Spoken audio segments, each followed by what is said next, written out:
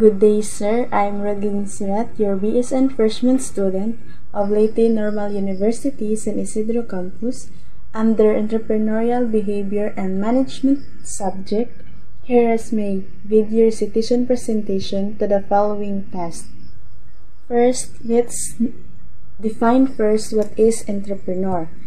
Entrepreneur, when we say entrepreneur, it is a person who starts and runs their own business.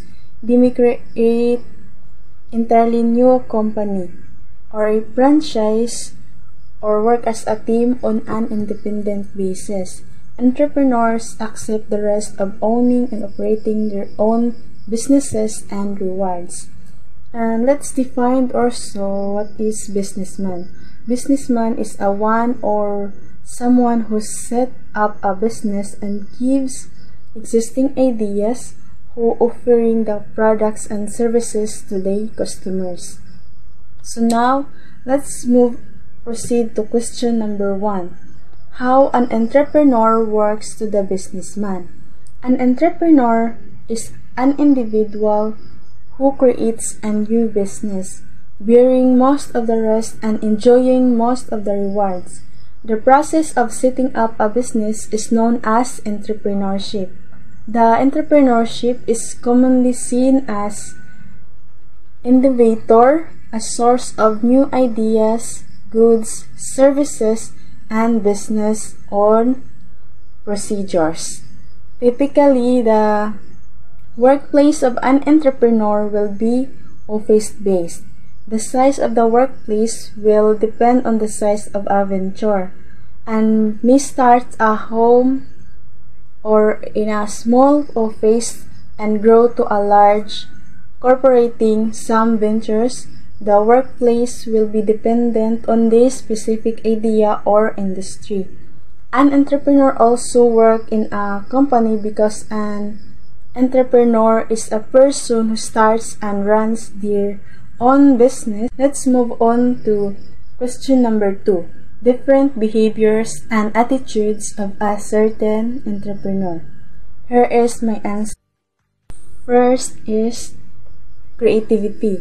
Entrepreneur, you must creativity the thinking and creating new ideas so that your product become more presentable and productable. Creativity also is a useful solutions essential for both leaders and employees to develop creative skills. Through innovation and creativity bring us entrepreneur to the success path. 2 is the risk-taking. It enables an innovation which can be an important products or services. Differentiator. An entrepreneur, you must be differentiator. Also, to observe the products or services is good enough or need to more innovation of being entrepreneur. An entrepreneur there are field in this field is the helpful things to lead you new strategies and lead to business growth. And next is the planning. An entrepreneur, you have a business plan to make and helps to identify exactly what needs to be accomplished to build the venture and human financial resources required to implement the plan. To make business ideas succeed, and it also achieve long-term and short-term objectives. Next is knowledge. It's very important to run your business efficiently and also known as the knowledge advantage. Someone who is skilled at creating and using intellectual assets for the development of new ventures or services that will lead to personal and community wealth creation to improve and enhance services. Next is social skills. The skills we use to communicate and interact with each other. An entrepreneur, social skills will make you feel comfortable in business situations because you know what to do and as a result, more confident. It helps the entrepreneurs connect better with clients. leading to more contracts and increased end profits. Next is the flexibility. Flexibility, an entrepreneur may experience setbacks and hand change or disappointment, but not all. Some of them have flexible mindsets so that they can alter source to headed towards failure. Flexible entrepreneurs should aware and modify the think first the goal to attain in order to reach successfully. Next is strong work ethic. Entrepreneur who works for long as over a week, many hours to be taken and always motivated. They continually looking forward for the smart and talented people who can generate their needs in making the company successful. Next is the bravery. Bravery, an entrepreneur who made a fair on this attitude. It refers to the bravery of the person in making his own find business with no fear on what is happening next. Because if fears allowed to come in, it will make your business fail. 3 is passion. An entrepreneur should have ideas, goals, and love in creating something new and something passionate. The products and it helpful to be gain more customers in making the products more passion. And last is the integrity.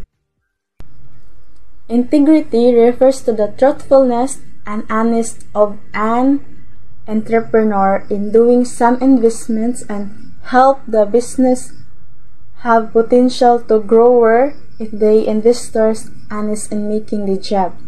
Integrity is very important aspect of an individual and entrepreneur, especially when the person or people trusted you.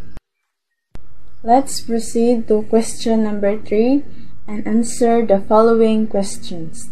1. What factors affects the culture of organization?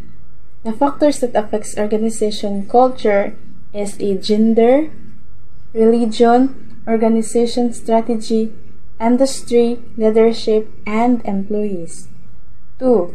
How organizations live longer. An organization is live longer when the manager faces the challenges that are different in nature, like the organization have their own cycle with different phases that we can call launch, growth, maturity, and post. If this challenges management well, the organization grows and develops, and if not, they have a possibility of closure.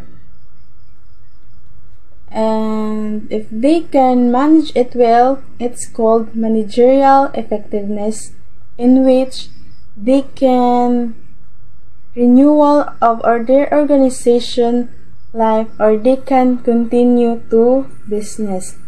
3 is, why can we say that organization is very powerful tool for human being?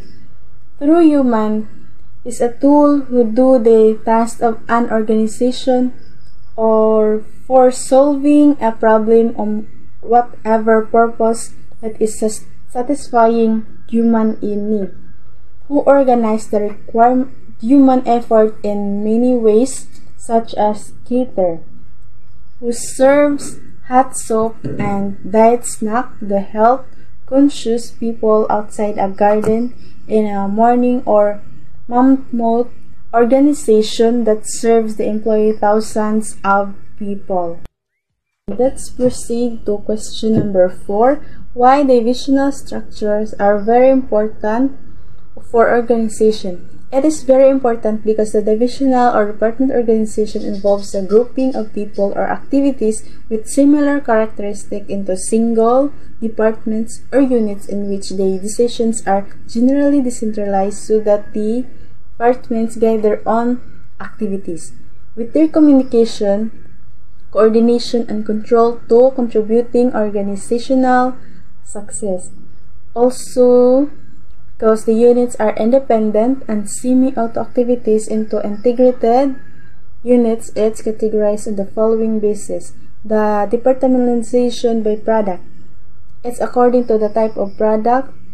Departmentalization by customers is used to deal with the department type of customers. Next is departmentalization by area. It serves different geographical areas. And lastly is the department by time, which bases on the time shift, the divisional goals prescribed by organizational policies and plans. 5. Give the different role and function of a line staffing of organization. This type of organization is most commonly in our business economy, and especially among large enterprises. There are two types of staff, which is the general staff and the specialized staff. And 8. Why committee structural is important to organization. It is important to form a formal group and the management to perform certain function or tasks. The committees and task forces have become more and more necessarily and important as the organization grows larger, more than complex.